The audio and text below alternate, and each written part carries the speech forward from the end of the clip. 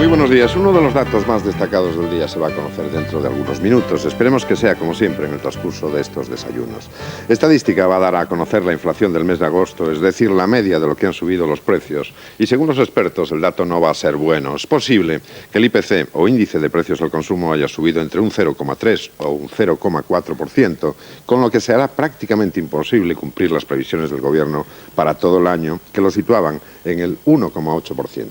Las causas, entre otras, están en la importante subida del petróleo y también de los servicios, en especial los que tienen que ver con el turismo, la hostelería y la restauración.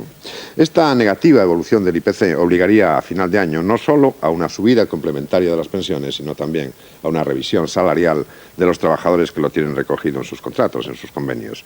Hablaremos de ello en su momento con nuestro invitado. Pero también hay otros centros de interés, como el debate de las pensiones hoy en el Congreso, la reciente declaración de los firmantes del Pacto de Estella-Lizarra, las próximas elecciones catalanas o la situación de Izquierda Unida, una coalición electoralmente debilitada tras las últimas elecciones municipales y autonómicas. Pero habrá más, no lo duden, porque nuestro invitado de hoy es don Julio Anguita, coordinador general de Izquierda Unida. Muy buenos días. Buenos días. Vamos a ver, una curiosidad. Usted es al único que le denominan líder. Los demás son simplemente secretarios generales o candidatos o incluso presidentes, pero no son líderes. ¿Qué diferencia hay? Pues no sé dónde está la diferencia, pero yo creo que a veces hay denominaciones que son como cuchillos, porque a mí que no me gusta lo de líder es al único que se lo dice. Yo creo que soy dirigente político, coordinador de Izquierda Unida. A mí la palabra líder no me gusta porque forma parte de una cultura política que no es la mía. Prefiero que se me diga dirigente, que es lo que soy. Bien, vamos con lo más inmediato y lo más próximo son el debate de hoy en el Congreso sobre las pensiones. Las pensiones, ¿usted cree que hay un mercadeo electoral que se debería haber evitado? Sí, y eso se evita con seriedad. Claro, cuando se me oiga decir lo que voy a decir ahora, ya dirá, ya está diciendo Anguita, ya lo había dicho yo, pues que es verdad, no yo, Izquierda Unida. Un debate sobre pensiones y jubilaciones es un debate que es serio, porque implica una cantidad de dinero importante y porque presupone una orientación de política económica. Lo que no puede ser es que el 60-70% de los pensionistas cobren menos que el salario mínimo interprofesional, que este año está en 69.270. Lo que no puede ser que 1,8 millones de españoles vivan con menos de 45.000 pesetas. Y por tanto eso necesita de una solución que se vea en 1 año, 2, 3, y que desde nuestro punto de vista consiste en lo siguiente, y es que las pensiones contributivas, aquellas que devienen de haber cotizado, pues se equiparen al salario mínimo, a las 69.270 este año, porque el salario mínimo cambia todos los años, y que las no contributivas se perciban un 70%. Después hay otra propuesta nuestra y es que haya una renta básica para aquellas personas que no tienen nada, bien porque no han cotizado lo suficiente, porque no pudo ser, por lo que sea, que eso lo llevamos al Congreso y esta vez nos apoyó el Partido Socialista, pero perdimos la votación, 52.000 y pico. Ahora, esto significa una cosa, pelear por eso, seriamente. Lo que no se puede hablar de limosnas, ni debe dar 2 duritos ahora para que te vayas mañana que hay elecciones. Significa sentarse, discutir con los presupuestos generales del Estado y ver lo que va a ocurrir en los próximos años. Esa es nuestra propuesta. No es solamente decirle, gobierno, hágalo usted. No, vamos a sentarnos, gobierno, y vamos a discutirlo desde esta posición que tenemos nosotros, porque la cosa es muy seria. La gente que no tiene dinero se merece que lo hagamos, pero se merece que lo hagamos con seriedad. Otro asunto. En el primer aniversario del Pacto de Lizarra-Estella, que firma Izquierda Unida junto a todos los partidos nacionalistas vascos, pues no se aboga por el fin de la violencia, se aboga por el fin de la violencia, pero no se condena. Y además se dice que se acusa de inmovilistas al resto de los partidos políticos. ¿No le parece un gesto importante el acercamiento de los 105 presos etarras al País Vasco? Hombre, claro que sí. Y lo he dicho, lo que pasa es que sobre este tema tengo que decir que ese es un planteamiento que ya viene haciendo Izquierda Unida hace mucho tiempo. Que yo recuerde, tras la tregua de ETA, el primero que se plantó en la Moncloa para pedir al presidente del gobierno que empezase con esto, para obligar a la otra parte a que fuese consecuente, fui yo. Y bueno, lo que yo tuve que aguantar de críticas fue tremendo. Se está haciendo ahora, con unos plazos, desde luego la medida es positiva, no es lo que uno hubiera querido en su momento, pero es positivo. Lo que pasa es que hay miedo. Aquí hay un problema de fondo que yo creo que en vez de atacarnos voy a intentar situarlo. Nosotros que somos partidarios estamos en Ajuria Enea y en Estella Lizarra, y ya hemos planteado en el mes de enero, yendo yo después a Euskadi, que hay que ir a una tercera mesa. Que la solución es salir de esto, ir a una tercera mesa en la que estemos todos. El punto 10 de Ajuria Enea dice: en el caso de que se abandone la violencia, no se ha abandonado, pero hay una tregua que ya dura un año. Pues tiene que haber un diálogo entre los poderes competentes del Estado, el gobierno, y quienes decidan abandonar la violencia. En eso estamos. Pero después hay un diálogo político. Y hay un problema político. Un problema político que hay que abordar. Y parece ser que se está dando vueltas y no se quiere abordar.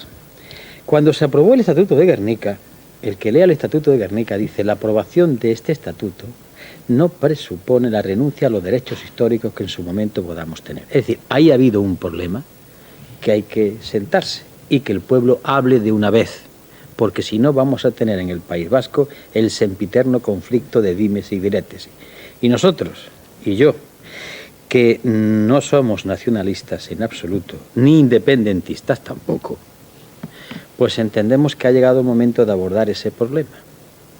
¿Cómo lo haríamos mejor? Desde luego la propuesta nuestra, que cuando la hicimos a todas las fuerzas políticas, menos a Unidad Alavesa, porque no tuvimos tiempo, no la vieron mal, incluso los sindicatos mayoritarios, es que vamos a sentarnos todos, incluido Euskal Herritarrok, porque representa al pueblo vasco, y vamos a debatir.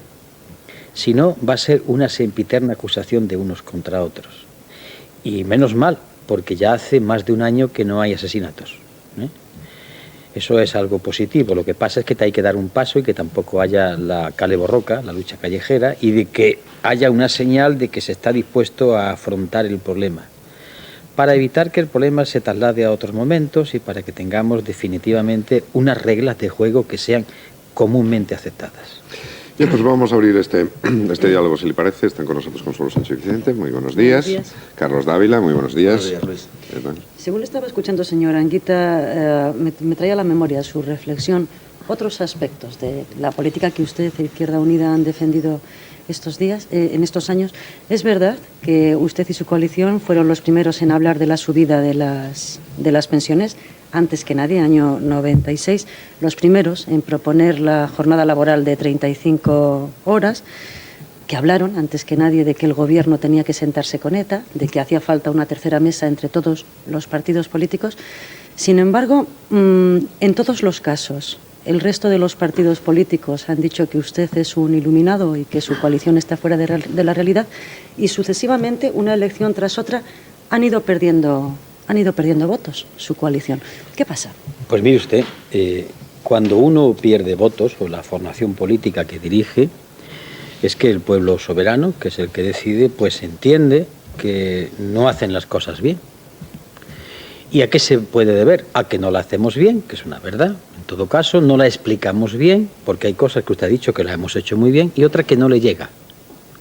Eso ya no depende de nosotros, en una parte. O bien porque no bajamos los dirigentes a explicar abajo todo lo que debiéramos, o bien porque quien tiene que transmitir lo que hacemos, pues no transmite el nuestro. Por ejemplo, hoy he escuchado 2 emisoras cuando venía y resulta que el Partido Socialista va a presentar hoy un tema sobre pensiones y jubilaciones, lo cual es verdad, pero quien empieza hoy la sesión parlamentaria hablando de pensiones y jubilaciones es Izquierda Unida, silenciada. No existe. Esto se está dando constantemente.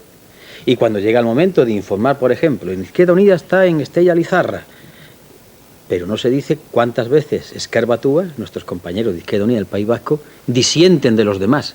Por ejemplo, la asamblea de municipios, que no era tal, nosotros no estuvimos de acuerdo, eso no se dice. Entonces, chocamos con ese muro. ¿Cómo podemos vencerlo? Con serenidad y con paciencia. Cuando se habla de nosotros y de mí, de que somos iluminados, muchas gracias, porque lo que usted está planteando son cosas que se comen en lo alto de la mesa cuando hacemos determinadas críticas, pero no olvidemos una cosa, mire usted, esto es una lucha tremenda, feroz, y a los grandes poderes económicos y sociales de este país no le interesa que esta fuerza política nuestra crezca. Pero también en nosotros, yo creo que tenemos a veces la debilidad y el miedo de enfrentarnos con serenidad a estas fuerzas políticas y sociales. Conclusión. Nuestro fallo mayor está en que no hemos bajado lo suficiente a la calle a explicárselo al ciudadano. A llegar, por ejemplo, a una asamblea de Izquierda Unida en cualquier barrio de Madrid y decirle a los vecinos, mañana viene tal dirigente a explicar esto. Eso es lo que hay que hacer. Cuando eso lo retomemos, estamos intentando hacerlo, creo que llegaremos más. Mientras tanto, estaremos haciendo propuestas todos los días. Yo recuerdo que cuando propusimos el salario, la renta básica de 52.000 pesetas, que no salimos ningún informativo. Bueno, pues qué va, tendremos que nosotros explicárselo. Y mientras, paciencia, serenidad y sonrisa. Paciencia, serenidad, sonrisa. Y al asunto actual de hoy, las pensiones. Dentro de unos momentos en el Congreso de los Diputados se discute el gran debate de este verano y se hace, aparte de sus propuestas, con la imposición que exige el Partido Socialista de subir las pensiones por decreto desde 1999, no solamente para el 2000. Quisiera saber exactamente cuál es la posición de Izquierda Unida y la suya particular sobre que el Gobierno gobierne por decreto y suba a 2.000 pesetas estas pensiones. Repito que eso es simplemente un brindis al sol. Ahora, esto lo pueden utilizar contra mí. Anguita no quiere que os paguemos 2.000 pesetillas. Ya estamos tal vez con Anguita, hombre. ¿Cómo vamos a estar en contra de que una pobre gente cobre 2.000 pesetas? Pero me parece que eso es un engaño. Porque lo que plantea Izquierda Unida es que haya un acuerdo, y si no se vota en el Congreso de los Diputados, donde tiene que acordarse, en la cual haya una meta. ¿Y cuál es nuestra meta? Pues que el que cobre menos en España cobre 69.270 pesetas, que es el salario mínimo, y que vaya subiendo. Esta es nuestra meta. Ahora vamos a discutirla con los demás, pero para siempre.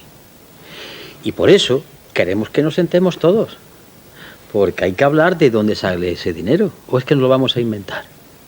2.000 pesetas, ¿usted averigua dónde saca? No, hombre, no. Vamos a hablar de la política fiscal, o si no, del exceso de recaudación, o de los beneficios fiscales a los que tienen plan de pensiones privado, o yo qué sé. Nosotros tenemos nuestra propuesta que hoy la defendemos, los demás, ¿cuál es? Esto es serio. Pero parece ser que en estos años la seriedad no gusta en política. Gusta simplemente quién ofrece más, quién da la limosna más rápida. Y es muy cómodo decirle, gobierno, hágalo usted. Pues yo prefiero que lo haga el gobierno con los demás. Nos sentemos delante de nuestro pueblo, con luz y taquígrafo, y que la gente sepa lo que puede costarle al país el que le suban las pensiones a la cual tienen derecho, pero que lo sepa, porque supone un sacrificio importante que hay que hacer, en el sentido que lo estoy proponiendo, pero que la gente lo sepa. Esto es tan malo. En todo caso, ¿el Pacto de Toledo? El Pacto de Toledo es una instancia que ya ha agarrado, en el sentido de que está institucionalizado, me parece muy bien. En el Pacto de Toledo o en el de Cuenca, me da igual, pero ya que existe el Pacto de Toledo, pues en el Pacto de Toledo sentémonos y empecemos ya a discutir sin que empecemos a intentar dejar en ridículo al otro pensando en los votos.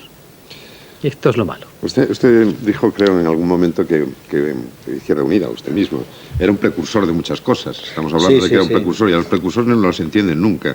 Y a lo mejor no entiende porque hace 4 años, en la anterior reunión del Pacto de Toledo, pues hablaba de que había una quiebra del sistema de pensiones, ¿no? Y ahora no. Es decir, que usted era tan precursor que ya adivinaba que la economía iría bien o iría mucho mejor. No, es que había estudios hechos por compañeros nuestros. Tenemos, y ya lo he dicho alguna vez, ¿no?, tenemos un conjunto de economistas muy importante y además están en instituciones muy importantes trabajando. Alguno estuvo por aquí, sí, el señor Martín Seco, por ejemplo. Y entonces ellos decían que no había quiebra.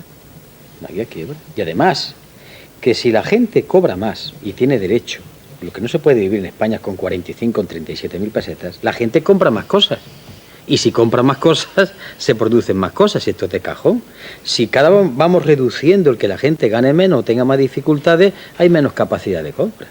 Entonces, estimular, y estoy planteando una política keynesiana pequeñita, vamos, que no estoy haciendo unas medidas así en plan rojo, sino son de pura lógica. Y por eso decíamos que no había quiebra. De hecho, ya hay superávit, ¿eh? Pues bien, eso es lo que decíamos y parece ser que acertamos, pero repito, no es que nos coloquemos en trance, como a mí se me imputa, ¿no?, esperando a ver que venga alguien me ilumine, simplemente que hacemos una cosa, o dos, una que estudiamos, y otra que cuando creemos que una cosa es así, la mantenemos porque creemos que llevamos razón. y no nos cambiamos de opinión ante el primer embate o la primera crítica. Ese es el problema. Claro, lo que pasa es que ustedes, digo, lo del trance, también lo dicen porque usted mantiene lo del programa y tal, contra viento y marea, o sea, digan lo que digan las elecciones. Menos, ¿no? Pero no, lo del programa, este señor igual. Sí, pero ya hablaremos de eso también. Sí. No, ya, pero que luego, a la hora de la verdad, lo que quieren los partidos políticos es ir creciendo y gobernar algo, no estar testimonialmente en la oposición. Claro. Y usted propone cosas, luego la gente pasa y en la oposición todo el día. Pues, ¿qué vamos a hacer? Yo en esto digo como decía don Baldomero Espartero, que decía, hágase la voluntad nacional. Y digo, hágase la voluntad popular, el pueblo es soberano a la hora de votar. Y yo, soberano a la hora de mantener las opiniones y creo que son correctas. Pero sobre el tema de programa, anoche en una emisora yo hablaba y ponía un ejemplo que voy a colocar aquí. A mí se me dice que estoy fuera de lugar porque hablo de programa. Bien, vamos a ver. Los sindicatos mayoritarios, UGT y comisiones obreras, han pactado varias veces con el gobierno del Partido Popular, con don José María Aznar. ¿Sí o no? Yo sé que esto que estoy diciendo molesta, pero es verdad, ¿no? Sí, como verdad, pues que es verdad. 10 o 12 veces. Ahora bien, ¿y eso a usted le parece bien o mal? Yo critico lo que hayan podido pactar, no que se sienten. Es decir, lo que las centrales sindicales y el gobierno han puesto en marcha es el programa. Porque cuando alguien diga, oiga usted, centrales sindicales, ¿por qué han llegado a acuerdos con un gobierno de derecha? Dicen los sindicatos, con razón, mire usted, es que yo creo que lo que hemos conseguido es bueno, o sea, el programa. Y cuando alguien le dijera al gobierno, oiga usted, ¿cómo se sienta a negociar con los sindicatos? ¿Por qué lo ha hecho? Porque lo que yo he pactado me parece que es bueno. O sea, ese es el programa. Fíjese si estamos siendo sensatos. Los demás lo hacen, pero nosotros no tenemos esa suerte. Más vale, usted sabe que dicen en mi tierra, más vale caer en gracia que ser gracioso. Sí. Pues el programa es lo concreto, la farola, la acera, las pensiones, esto es el programa. Y por eso yo en política soy muy laico. Cuando digo programa, digo yo quiero gobernar para hacer esto y esto. ¿A ti qué te parece? Ahora, gobernar para llegar y sentarme en el sillón a que otros me hagan la política y me digan lo que tengo que hacer, pues verán ustedes, el hijo de mi padre, no. Hablamos entonces del alcalde de Zalamea, porque ¿qué le pasa? El alcalde de Zalamea, eso se queja de que la pinza entre el PP y el PSOE le haya arrebatado 46 alcaldías, entre ellas la de Zalamea. Es decir, programa, con el PP para unas cosas y con el PSOE para otras. No, verá usted, siguiendo lo del programa, depende del programa, vamos a hablar de esto. Izquierda Unida toma un acuerdo, porque hay un acuerdo programático con el PSOE, que es la aplicación del documento de la Confederación de Asociaciones de Vecinos de España en democratizar los ayuntamientos. Pero eso se traslada a las asambleas básicas. Una de las condiciones que nosotros hemos puesto es que nuestros militantes voten. Y en algunos sitios han votado que no, por razones varias. Y las distintas federaciones, porque eso tienen que resolverlo, están haciendo investigaciones, por qué causas, pero la gente lo ha votado y eso nos merece un respeto. Es decir, que la línea general que aprobó la Dirección Federal después tenía que ser votada por nuestra base. Y en algunos casos ha considerado que en ese sitio concreto no había condiciones. Pero desde luego siempre se ha hecho en función de unos contenidos. Siempre, y se nos ha mirado a nosotros como incumplidores de un acuerdo. Repito, nosotros somos los que hacemos que nuestra gente vote. Pero sin embargo hay acuerdos en el País Vasco donde se pacta con todo el mundo en los ayuntamientos y nadie dice nada. Se pacta con el PNV, se pacta con el PP. ¿Por qué dirán? No, es que son cosas concretas. O sea, el programa, ¿no? Volvemos otra vez a lo mismo. ¿Por qué para unos sí y para otros no? Y en el caso de Zalamea, como en algún municipio importante, Carmona, por ejemplo, en Sevilla, ¿no? Donde tenemos alcalde porque lo apoya al PP. Pero el caso dirán, ¿cuál es la orientación federal y de la comunidad autónoma? Pues que sea el acuerdo con el PSOE en torno al programa. Pero allí llegó la asamblea, en el caso de Carmona, y por un 90 y tantos %, la gente votando en voto secreto, pues acordó lo contrario y estamos en ese intento de cómo se puede solucionar. Pero es por eso, no por capricho. Me contaba un militante, un simpatizante, con toda seguridad votante de Izquierda Unida, andaluz, cordobés, que Rosa Aguilar, no me digas más. Que 2 meses después, no, Rosa Aguilar no es, ya verás por qué no. 2 meses después del pacto de Izquierda Unida con el Partido Socialista, empiezan a tener la preocupación, los de Izquierda Unida, es decir, ustedes, de que este pacto se vaya a volver contra ustedes en las próximas elecciones por lo siguiente, porque en los pasados días, en las dos apariciones públicas de Rosa Aguilar, ha habido un abucheo general, uno en la Plaza de Toros de Córdoba y otro en el campo de fútbol del Arcángel, cuyo equipo está tan mal, por cierto. ¿Esto qué piensa usted? Bueno, sobre el tema del equipo, en fin, le digo ya que no soy muy futbolístico. Sobre el tema de la Plaza de Toros yo no lo he oído, estaba en Córdoba este fin de semana. Sobre el fútbol sí, pero eso fue antes de que fuese alcaldesa. Creo que no, pero... A mí lo que se me dijo fue antes, es decir, diría la semana antes a que tomase posesión, y es que en la ciudad hubo una tensión Preguntaré tremenda. a su militante, de todas formas. Que a mí la información es antes.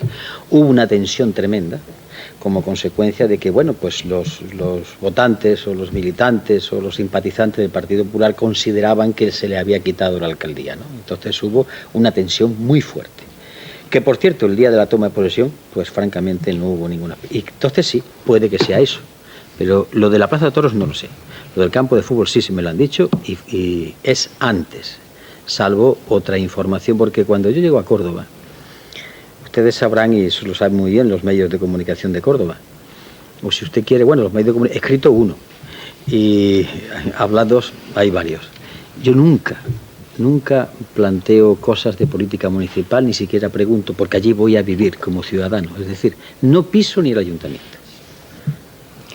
Ha habido desde las elecciones del 13 de junio un debate fuerte en este país sobre los pactos. Están en línea con lo mismo que estamos hablando. Pactos a favor de Natura, pactos anti-Natura. Este del alcalde de Zalamea, de Izquierda Unida y el PP. Ha habido muchos del PSOE con fuerzas que según el PP son anti-Natura. Yo le quiero preguntar concretamente por un pacto que se ha hecho entre el PP y el PSOE, que es el pacto anti-Gil. Ceuta y Melilla, Costa del Sol, el pacto anti-Gil. Me gustaría mucho saber su opinión sobre este pacto concreto. ¿Es un pacto legítimo, un pacto anti-Natura? Todos los pactos, en la medida en que tienen un objetivo, me parece que son correctos. Lo que yo no estoy de acuerdo es que cuando pacta el otro esté mal. Yo lo que estoy aquí denunciando es el discurso miserable, y digo miserable, que ataca a los demás olvidando lo que hace uno mismo. Yo creo que el pacto forma parte de la política.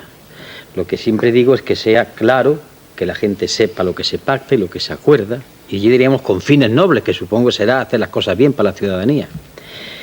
Pero el problema que ha habido en el caso del Gil, ha habido un pacto, pero después ese pacto, porque ha habido quien ha pensado que todo vale con tal de hacerle daño a otra fuerza política.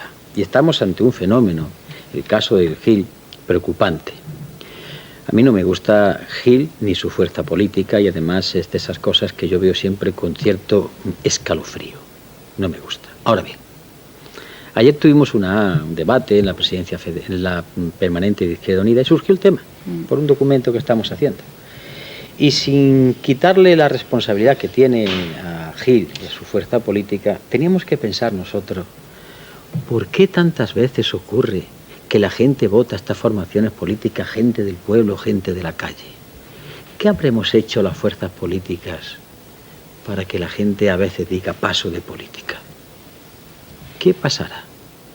¿Por qué a veces somos tan clase política y no estamos con la ciudadanía para decirle que sí, para decirle que no, para debatir con ella, que no es buen político ni de izquierda ni de derecha el que dice siempre, lleváis razón a todo, hay que debatir con la gente? Hay que debatir, escuchar muchísimo, dar soluciones.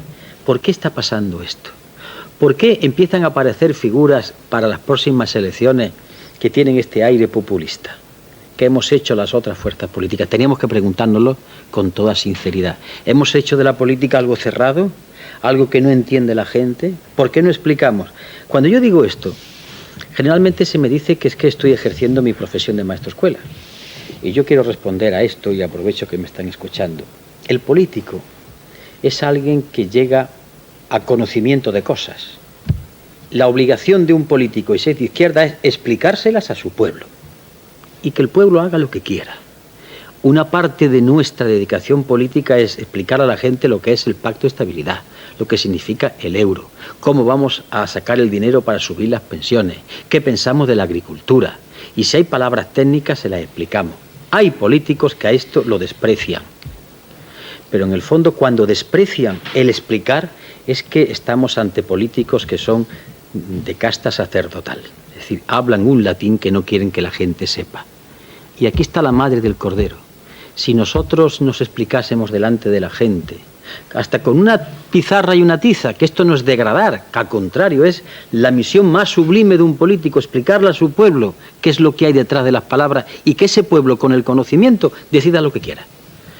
Este es el gran debate. Y estamos en Occidente haciendo la política de castas, un clan cerrado, donde nos atacamos unos a otros a través de ustedes, donde nos insultamos, donde a veces no existe el razonamiento, sino el insulto. Y claro, llegamos, y ya termino, a lo siguiente. Me preguntan, ¿usted no cree que el señor Pujol? Yo voy allí bastante tiempo a apoyar a nuestro referente, que es Esquerra Unida y Alternativa. Estos son los nuestros allí.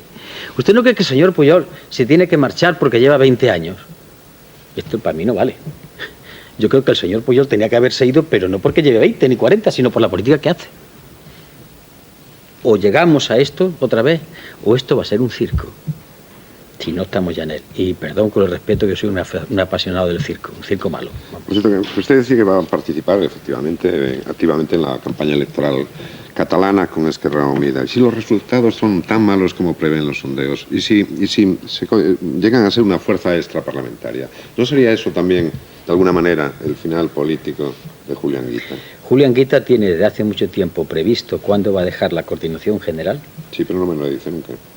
Pues sí, ya lo dije el otro día. Lo que pasa es que lo insinué. A finales del 2000, ¿no? Creo que estoy en mi última legislatura, de modo que mi último mandato. Pero vamos a lo que vamos, aunque seguiré en política. Nosotros en Cataluña tenemos un problema. Y ahora está saliendo. Lo están diciendo mucha gente, medios de comunicación, comentaristas. Ha habido votos que han ido a otra fuerza política con la que antes teníamos relación pensando que nos votaban. Por eso yo he dicho aquí, nuestra fuerza política, nuestros hermanos en Cataluña son los de Esquerra Unida y Alternativa. Pero allí ha habido un problema, como ustedes saben. Yo creo que vamos a estar, lo digo prudentemente, porque nos falta muy poco para que podamos estar. Y sobre todo porque vamos a decir allí algo muy claro. Trabajadores del cinturón rojo, que la política no es la liga si gana el Barça o el Madrid, si gana Maragall o Pujol. Votar en política es ver pensiones, jubilaciones, expedientes de regulación de empleo, ETTs. Esto es. Y si hablamos de eso, la única, y subrayo, la única fuerza política que ha estado defendiéndoos es Izquierda Unida en España y Esquerra Unida y Alternativa en Cataluña. Si esto se dice con firmeza y con datos, que ya el pueblo catalán diga, pero esto hay que decirlo, y no prestarse a juegos sinuosos, explicarle que esto es. Pero por decirle y porque se le entienda todo, he creído entender que usted... ¿No se me entiende? Sí, no, a ver si se le entiende mejor todavía. He creído entender que usted lo que acusaba era a una parte de Iniciativa por Cataluña de haber trabajado para el Partido Socialista claramente hace tiempo. Por eso esos votos se desviaban a una fuente que no era la suya, la original. Es decir, usted acusa, a mi juicio, al señor Ribó de haber estado trabajando para el Partido Socialista, para el Partido de los Socialistas Catalanes hace tiempo. ¿Es así? No. Lo que he dicho es que cuando se produce la ruptura, la fuerza política nuestra allí, que se llama Esquerra Unida y Alternativa, no está en la mente de la gente que son los nuestros. Y creyeron que eran los otros. Esto ha pasado. Por tanto, vamos a explicar quiénes somos allí. No, yo no acuso, yo constato. A mí nadie me ha oído poner verde a nadie.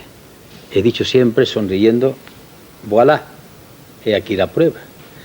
Ustedes recordarán en los años que hemos tenido en Izquierda Unida una crisis permanente, constante. Bueno, pues ahora vamos a sentarnos con la paciencia árabe y ver dónde está mucha gente. Pues están donde estaban, en las candidaturas con quien tenían que haber estado, y eso hubiese sido mejor y no haber tenido problemas. Eso pasa en Cataluña, eso ha pasado en toda España, y esto que demuestra que en política hay que tener ideas propias. Si no son buenas las cambia uno, pero para cambiarlas tiene uno que estar convencido tras un debate de que no son buenas. Y no hacer política por el marketing, sino por los contenidos. Por eso nosotros allí queremos ser la izquierda, que además, como dicen algunas revistas que no son sospechosas de derechas, dice, hombre, si ser una izquierda cuyo programa es socialdemócrata, que en España ser socialdemócrata es de la extrema izquierda, cuidado, un programa que se cumplan cosas de la Constitución, pensiones, jubilaciones, el empleo, el tema de medio ambiente, vivienda, cosas normalitas, ¿no? Y eso es lo que vamos a estar defendiendo. Pero parece ser que en política lo que importa es ver quién gana. No importa lo que vaya a hacer. Y entonces en Cataluña, Maragall, Pujol. Y no vale que diga uno, oiga usted, la campaña electoral de la izquierda tiene que tener contenidos de izquierda. Y sin que esto significa un ataque, sino simplemente, bueno, una crítica civilizada. Es que montar una candidatura desde la izquierda a cubiertos a 100.000 pesetas, pues francamente es un dato que no encaja mucho con esa visión del cinturón rojo. Y estos detalles son importantes porque, como dijo alguien, por sus obras los conoceréis. El propio señor Maragall dice, no, si nosotros ganamos no va a haber cambio importante. Se lo he oído yo decir, ¿no? Entonces, ¿cuáles van a ser los cambios? ¿En qué consiste? ¿En qué se van a beneficiar los trabajadores y los profesionales y las capas medias si gana fulano o mengano? No, el cambio, hay que cambiar. Bueno, pero ¿para qué? No hay quien entre. Ese es el problema. Lo que pasa, señor Anguita, es que el mundo va por donde va. Estamos en esto de la globalización. Aquí ya las decisiones en política nacional, un importante porcentaje se toman en la Unión Europea respecto a cosas de economía. Y verdaderamente un gobierno de España, sea de derechas o de izquierda, por utilizar la división clásica, puede hacer prácticamente lo que le dicen que hagan, que es justo eso que decía usted, que el hijo de su padre no estaba dispuesto a hacer. Entonces, su situación en la política es verdaderamente extraordinaria, porque no está usted dispuesto a ir por donde va el mundo. Sí, precisamente, porque estoy dispuesto a ir haciendo la Unión Política de Europa. Porque pero ya eso, me gusta. en eso no está nadie. ¿Cómo que no? En la Unión Política de Europa. En la Unión Política nadie, estamos en la económica. Claro, no está, lleva razón. No este es el problema. Que resulta que de las fuerzas políticas españolas, la más europeísta es Izquierda Unida, más que los demás, y todos ellos juntos. Porque fuimos también los primeros que dijimos Unión Europea. Usted lo acaba de decir. Se toman decisiones en Bruselas, lo cual nos lleva a decir, bueno, la Constitución española, ¿qué papel tiene? Vamos a discutir esto, porque vayamos que tenemos una Constitución ahí que no sirva para nada, y entonces vamos a cambiarla. Eso es un debate.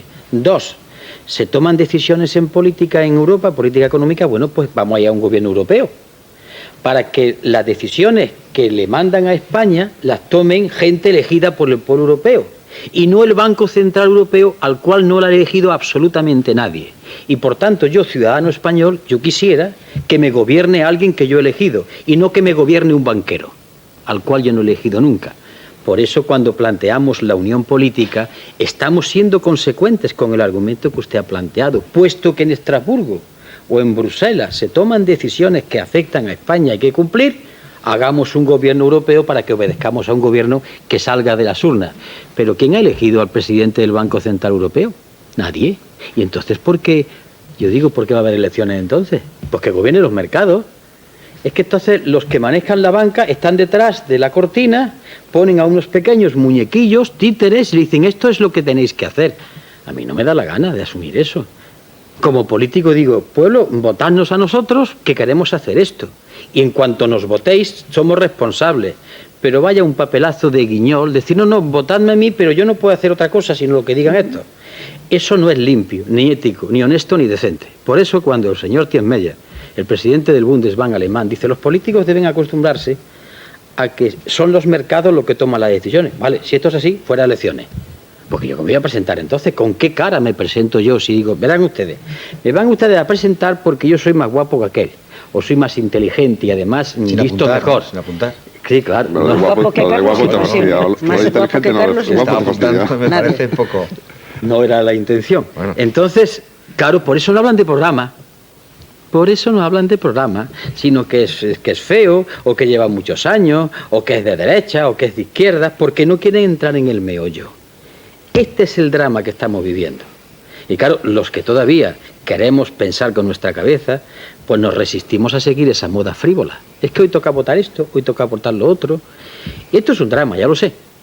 Pero esta es la política seria, por lo menos lo entendemos así. Y yo sé que esto irá calando poco a poco la gente. Pero será un atentado contra la democracia, pero la realidad es que los mercados mandan. Sí, los mercados mandan, pero en todo caso yo estoy con mi fuerza ¿Cómo política... evitarlo usted? Claro, espere, yo es que no asumo eso, pero usted, es la política mayoritaria, pero cuidado, que esto también se puede cambiar. Si la gente quiere, se cambia. Lo que pasa es que como el mal es general, hay que asumirlo. Imagínese que mañana se pone de moda, pues matar a la madre. Es que lo opina la gente, pues mire usted, yo no voy a matar a la mía, ¿por qué? Porque no me da la gana. Es que lucharé contra eso. Porque si somos de izquierda, estamos aquí para luchar contra algo que no nos gusta. ¿Que la gente vota otra cosa? Nosotros, pues, firmes a lo que diga la gente. Es decir, respetamos los resultados, pero hay cosas que son nuestros principios, nuestras ideas que no podemos entregar. Pero no son ideas que están en la atmósfera, Yo no soy una persona que esté en el monte, hablo de esto, de los parados, de las pensiones, de las jubilaciones. Son los demás los que no quieren entrar a hablar. Gobierno, 2.000 pesetillas, marchando una de 2.000 pesetillas para que la gente, otra en las elecciones. Esto no es serio. Eso se llama un poco política, ¿qué diría yo? Política de gestos, de detalles. Pero nosotros no estamos por ahí. Pues mire usted, el IPC, ya tenemos el dato, ha subido el 0,4%. Es decir, que estamos en el 2,4% interanual, con lo cual prácticamente es imposible, porque después tenemos el mes de diciembre, que también es inflacionista y demás. Es prácticamente imposible cumplir el 1,8% previsión del gobierno. Pues con esto del 2,4, vamos, no acabará en el 2,4, no lo sé. Pero ya con 5 o 6 décimas por delante de la previsión del gobierno, lo de subir las pensiones va a ser dificilillo, ¿no? No tiene por qué. ¿Por qué? Ya se suben. Entonces habrá que quitar de otras cosas. Se suben automáticamente. Ese es el ya debate. No, eso es por ley. No, yo digo el otro debate que hay, no el de la ley, sino el otro. Claro, Lo de por subir eso más nosotros queremos de lo que sentarnos dice la ley. todos delante del pueblo. Nuestra propuesta la acabo de explicar, ¿no? Salario mínimo, tanto, lo otro. Y ahora queremos discutir de dónde sale el dinero. Y eso. Hay que dejar de hacer cosas para subir más hoy las pensiones. Lo colocamos, hablamos de reforma fiscal, de los 600.000 millones de reforma fiscal, sobre los fondos de pensiones que quedan exentos hasta el $500.000 de pesetas, desde los excesos de recaudación fiscal y un largo etcétera, que hoy llevamos al Congreso. No sé si vamos a ganar o no, pero lo llevamos una propuesta concreta.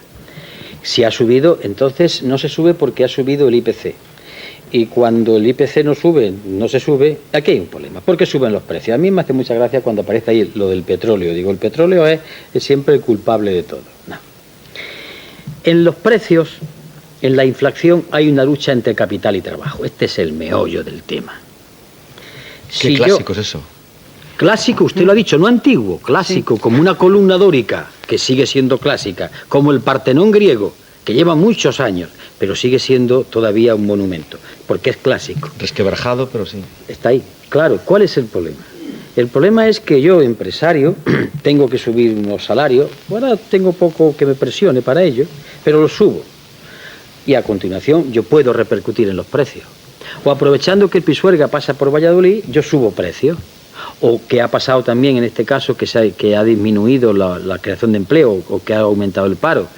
Como resulta que los trabajadores que van a ocupar un puesto de trabajo por una ETT tienen que percibir el 100%, pues los empresarios han dicho, pues ya no contrato más por ahí. Es decir, detrás de la inflación hay una lucha de quién se apropia del excedente. El trabajador dice, yo quiero más sueldo, y el empresario dice, sí, te lo voy a subir, pero ahora voy a subir los precios. Ahí está el problema. Claro, esta es la lógica del mercado. Yo es que creo que el mercado químicamente puro no existe. Pero en el mercado, señora Anguita, hay una constatación que es de hoy mismo. Es decir, no sé si la energía es la vida, la energía es el mundo actual en estos momentos, la energía es petróleo, queramos o no. En estos momentos el petróleo se cotiza a $23 el barril. Hace muy poco tiempo estábamos a $10 el barril. Algo habrá tenido que ver esto, ¿no? Sí, pero es una parte ínfima. Una parte ínfima, porque otras cosas son los créditos, otras cosas son los costes de las importaciones. Es decir, en la inflación, en la subida de los precios, operan muchos factores. A saber, el de las importaciones, entre ellas el petróleo. El de los costes de los créditos que los empresarios tienen que pedir. El coste de la materia prima. Las ganancias de los empresarios y los sueldos de los trabajadores. Todo eso. Pero siempre en España la culpa a los sueldos de los trabajadores. Lo otro no existía. Pues bien, yo no sé ahora mismo cómo están los sueldos de los trabajadores. No han subido tanto. ¿Por qué se produce el IPC? Vamos a estudiar los otros. Y se coge el tema del IPC para decirle, no podemos subir el sueldo, pero los otros componentes, los beneficios siguen siendo elevadísimos. Hombre, y ya es un lugar común, pero le voy a decir, el tema de la banca, las grandes transnacionales que se están forrando de dinero. ¿Vamos a entrar en eso? No se entra. Trabajadores no puede ser. ¿Por qué? Porque ha subido el IPC. Oiga usted, pero es que el IPC tiene otros componentes. Secreto. No se habla. ¿Usted no cree que la moderación salarial ha sido bueno para contener la inflación en estos últimos años, que se ha rebajado notablemente, ¿no? Usted está diciendo a los sindicatos que hay que acabar con eso de la moderación salarial, que hay que ir a negociar a uña de perro los convenios. Yo a los sindicatos no les suelo decir nada. Nosotros decimos las cosas a través de nuestros documentos, porque ya que vamos a hablar de salario, vamos a hablar de salario. Lo que pasa es que yo voy a hacer aquí un planteamiento que ya es viejo en nosotros. ¿Hablamos de salario? Venga. Pero si vamos a hablar de salarios de verdad, vamos a hablar de los 3 salarios que hay y que todos nosotros percibimos. El salario directo, el que cobramos en el sobre, y que a veces el aumento del mismo es un espejismo. Es decir, trabajador, te vamos a subir 50.000 pesetas este mes, todo un disparate, pero en fin, para argumentar. Pero el mes que viene te va a subir el butano, el agua, la electricidad, la factura del colegio, el transporte público, los libros. El capital te da y después te recoge, o los impuestos indirectos. Hay otros 2 salarios tan importantes y a negociar ya. El indirecto, la educación, la salud, el transporte público y la cultura. Eso hay que empezar a discutirlo ya. Porque por ahí se va parte de la subida que te dan en el otro. Y el tercer salario, el diferido, la pensión y la jubilación. Ha llegado el momento, en el comienzo del siglo XXI, que desde las instancias sociales, fuerzas políticas, de derechas, de izquierda y de los sindicatos, hay que hablar ya del salario, con los 3 componentes. Y creo que eso ya es lo serio, porque efectivamente, me van a subir 10.000 pesetas, sí. ¿Cuánto va a tardar en que esas 10.000 pesetas no sean absolutamente nada? Por eso hablemos de los otros componentes. Estamos ante la necesidad de un debate serio. Estas propuestas estamos hartos de hacerlas, pero como estamos locos, decimos cosas que nadie entiende, pues y estamos hablando de una cosa que es real. Por ejemplo, ¿a usted le parecería una medida que este gobierno pudiera tomar, que a mí me parecería que sería una medida popular, el que no repercutiera el aumento del precio del barril en el precio de la gasolina? Que no subiera automáticamente el precio del barril en el precio de la gasolina, porque yo creo que los impuestos, me parece que en un litro de gasolina el 70% son impuestos, me parece. Sí. La gasolina es uno de los... ¿Sería una medida esa? Bueno, aquí hay que tener varios componentes. En principio parece muy importante el tema de la gasolina, pero yo es que dentro de nuestra fuerza política hay un componente muy importante, el desarrollo sostenible. Y creo que el tema de la gasolina hay que empezar a verlo ya desde uso de transportes colectivos, desde trenes que no contaminen y por tanto hay que tener un moderado comportamiento. Aquí voy a ser ecléctico. Quiero decir que yo no soy por estos que digan esto es una medida extraordinaria que la gasolina baje. Tampoco que suba mucho, pero hay que empezar ya a que la visión del transporte y de la energía se traslade a energías no contaminantes. Estamos cargándonos el planeta. Todo esto que está ocurriendo, y con tan poco tiempo, el planeta se está quejando ya de las agresiones. Y en la agresión al planeta tiene mucho que ver la contaminación de tanto vehículo. Lo que pasa es que eso no se puede suprimir de la noche a la mañana, pero hay que empezar a decirlo. Ahora, ¿quién dice esto cuando estamos cerca de unas elecciones? Pues usted lo está diciendo, ¿no? Es una consideración y por tanto no soy partidario de medidas drásticas, pero empezar a considerarlo sí. Ahora, que los gobiernos sacan los grandes ingresos de la gasolina, porque además es una cosa curiosa. Usted sube la gasolina, esto el padre del gobierno, la madre del gobierno de turno, el que sea, niño llena. Sin embargo, se habla de otro tipo de impuestos. Yo recuerdo cuando era alcalde, que había subidas de tasas que la gente, francamente, era el agua, que se explicaba, o la recogida de basuras, pero había cosas curiosas. El tema de cementerios. Se subía, nadie decía nada. Sí, hay cosas de componente cultural que ya uno empieza a explicarse esto por qué ocurre.